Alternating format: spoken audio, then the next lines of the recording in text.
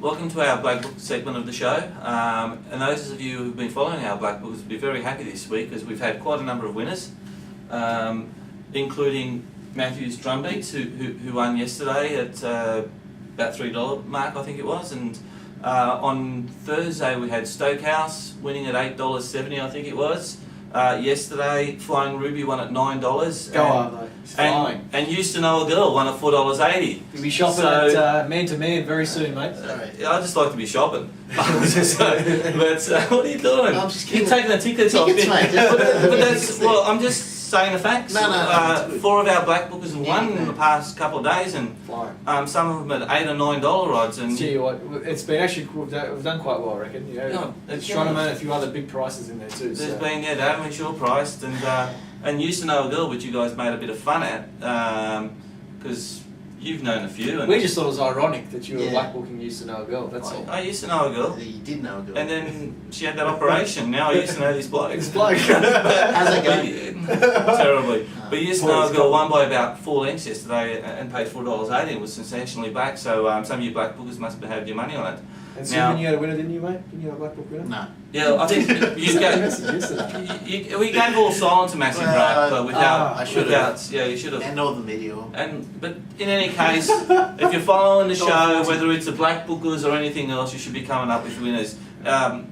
Outside probably the Melbourne Cup. Yeah. But everything else has been pretty much spot on, including those of you who are betting on Betfair and have been laying Princess Coop and Weekend Hustler. You should be shopping at Versace really. Yeah. So Foregone conclusion. come up with your Black Booker, mate. Tell us what I've you got got. 2 for today. One is for the current for now, and one's for a little bit later on. The first of my Black Bookers is a filly called Palazzo di Crystal, who's trained by Graham Begg. She's a filly by Encosta Talago out of Crystal Palace, Queensland Oaks winning filly who was herself a full sister to naturalism. So the filly's got plenty of pedigree and plenty of scope to value too. Yeah, well, plenty of scope to suggest that she's going to appreciate greater distances. I believe that she had been set for the Oaks in this campaign, but she had a little bit of a setback and they had to pull her back, and that's why she was racing on the Thursday. Probably a blessing, really. I think it was, because she would have got smashed in the Oaks, so they've managed to win a stakes race with her, and it's a good pipe opener for later on. But she's a really nice filly. She's big and strong. She's got good scope. She's got a really, really good turn of foot, which you love to see in these types of mares. I just think that Graham Begg's a very good trainer of fillies, and he trained Mahaya to win AJC Oaks, I think it was. Bonanova, and he's had countless other fillies, and his father was a good trainer of fillies. So he'll take her along the right way, and I think she'll come along next time. And in the autumn. Yeah, probably. If she might not dodge Samantha Miss, wouldn't be trying to take her on, but maybe races like the Queensland Oaks and things like that, I think she's going to be very competitive. So keep an eye on Palazzo di Crystal. She's a really promising filly. The other horse that I'd like to mention is a horse called Parkour. It's a colt, 3-year-old colt by Lonhro out of Cote. A horse that was bred by Reval Farm, trained by Peter Moody. Horse raced at Geelong yesterday and bolted in by 5 lengths. Showed a really good turn of foot and actually wasn't even released. Wasn't extended Extended at all, so there was a lot of potential there. You do have to take these provincial wins with a grain of salt, because there's a manner in which he did it was impressive. That's the thing. I think it's you can see that the horse has a lot of upside, and his pedigree suggests that he's going to keep improving as he gets older. So I think he'll probably run him 1 or 2 more times. He may even run him in a race like the Sandown Guineas. It might come a little bit too quick for him. If it does, certainly next time. But it doesn't have to win in town soon, man. They're Black Bookers. They can be produced midweek in the provincials again. As long as it wins, who cares? Yeah, well, that's right. I mean, I think he's the kind of horse where I feel now that he's had a win and a nice kill, it'll do him a world of good, and I think it'll be very hard to beat in anything that Pete puts him in. So Parkour.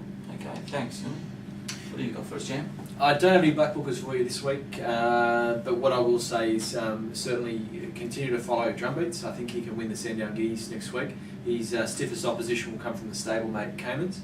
You can probably forget his last couple of runs. He's been unlucky and he hung out last start, and I wouldn't be surprised if he puts it all together for the big race next week. But Drumbeats is just doing the do right now, and it was very professional yesterday. So I think you can follow him with some confidence is it next week the Sandown Geese? Yeah, he'd have to back up, wouldn't he? Which he'll back up. That should be a bit of a stallion prospect, I suppose. Son of Reduced Choice, He's Darley's. Yeah, it's not that he's going anywhere, but something potential to go to start. Definitely good pedigree. The other horse that I will say, again, certainly not claiming these to be Blackbookers, but Rightfully Yours I thought was super impressive in winning the last race of the day yesterday. I think it's a show of heart mare that can continue to do some good things going forward. Very impressive strike rate, winning strike rate. Love those sort of horses. She'll certainly go on with it. And I guess from a future point of view, I've been a rap for Hot Danish for a long time, and I really think that her time might come in the Doncaster. It's going to be a hot Doncaster, as it is pretty much every year, but she may well get a chance to win the Doncaster in the autumn, and she's a horse I'll be following next carnival. Thanks, Matt. I've got a couple for you also. First of those will be a horse called Banqualo. It was made its debut at Doomben during the week. It's by Sequalo, trained by Liam Birchley. Showed a lot of speed out of the gate from a wide barrier, led, never actually crossed the horse inside it, so it did it a little bit tough. It was always like a half length in front of the horse inside it, but never actually crossed and settled.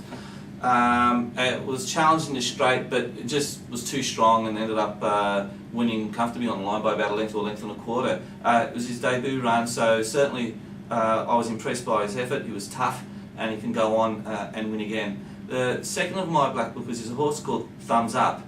Now, he's an ex-Kiwi. He resumed Sha Tin in Hong Kong last Sunday. He went around at big odds. Yeah, I loved him.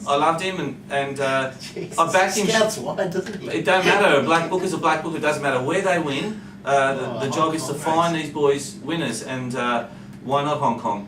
When it comes to Hong Kong racing, I'm Harvey Norman. No interest. Okay, Mr. Norman. Now, but me, I'm the opposite. I'm like ANZ, plenty of interest. Okay.